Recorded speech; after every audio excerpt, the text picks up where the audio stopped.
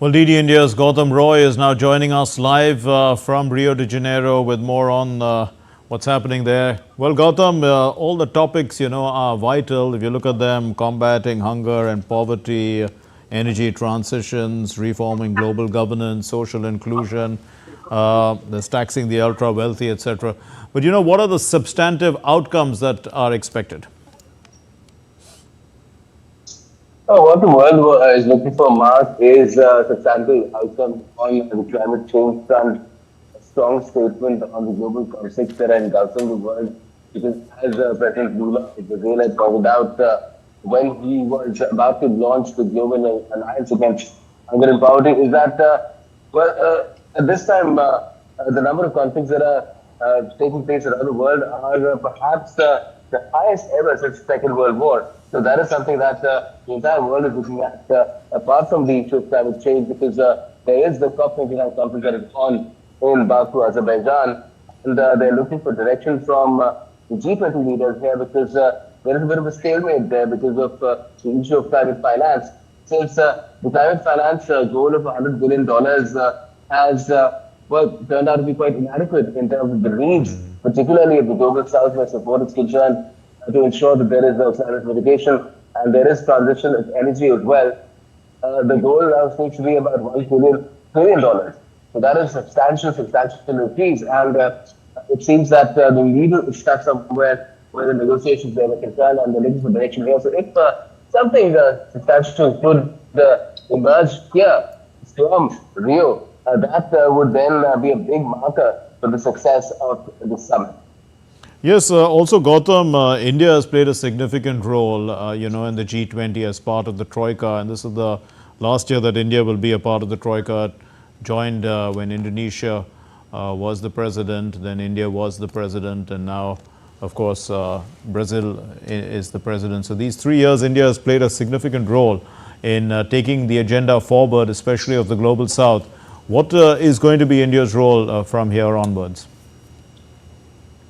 Well, India will, of course, play a substantial role where responding to the goal of getting a tab on hunger and the poverty concern, because that is something that is a major initiative here on the Brazil's part. It's a global alliance to tackle hunger and poverty, because India has played a tremendous role already in terms of tackling poverty around the country. About 250 million people have been brought out of poverty in the last 9 years. That is something that Mr. Modi mentioned when he made his introduction as far as the first session is concerned.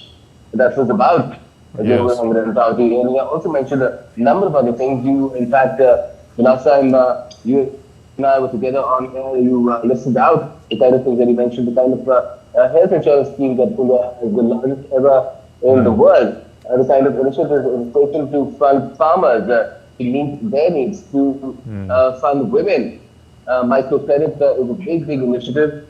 Also leveraging the power of digital infrastructure that India has created, and the Unified Payment Interface, UPI, that India has created. It is part of the digital public goods that India has created. All these things can be leveraged to address the issue of hunger and poverty. But it is climate change where India alone, or no country alone, can really do anything. Everybody has to work collectively.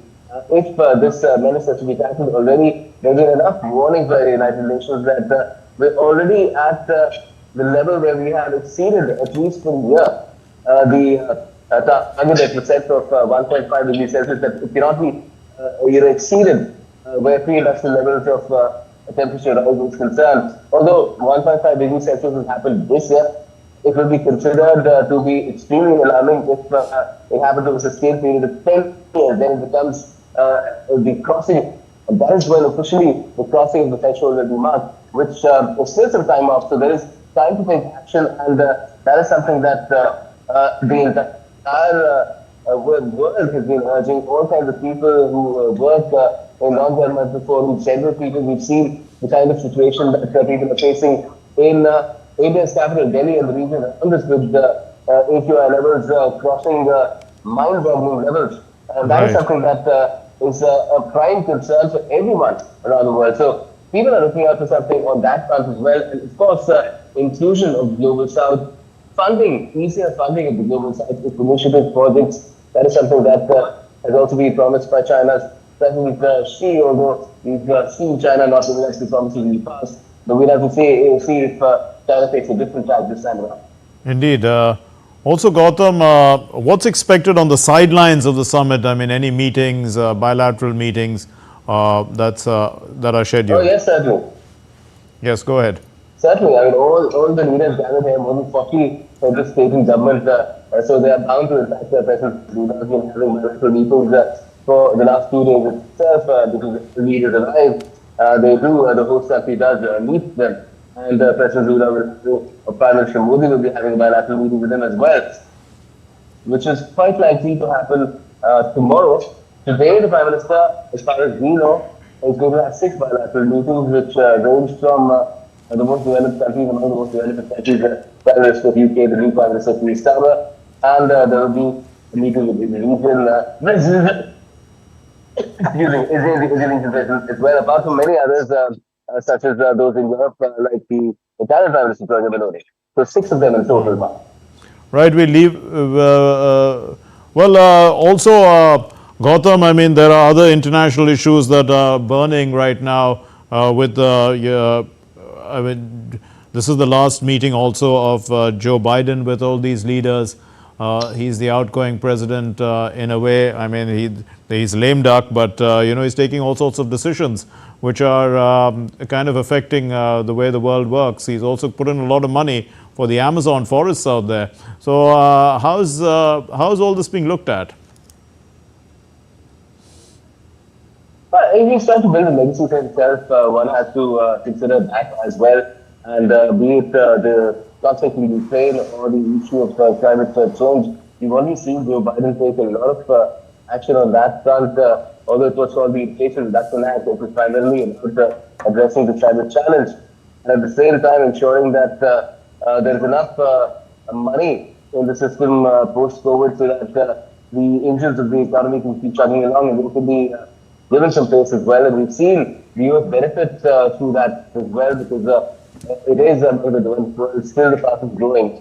And some tabs on inflation have also been kept, although it did not reap the kind of dividends that the Democrats were hoping as far as the presidential elections are concerned. It's Donald